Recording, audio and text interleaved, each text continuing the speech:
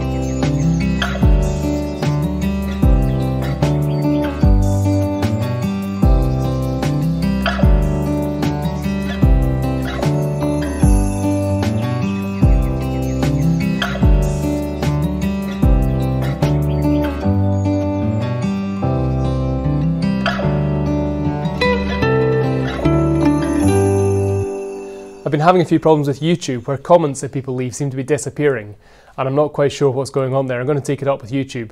But in the meantime, if any comments of yours seem to disappear, please try leaving them again or contact me and I'll see what I can do. Anyway, that's all I have time for this week. I do now have something that's starting to resemble a canoe, which I'm very pleased with. I'm over halfway through the planking, but I'm not sure if I'll finish it in the next week or not. Stay tuned to find out. As always, if you've enjoyed this video, please do like, subscribe, and leave any comments if they stick below. Thank you. Bye bye.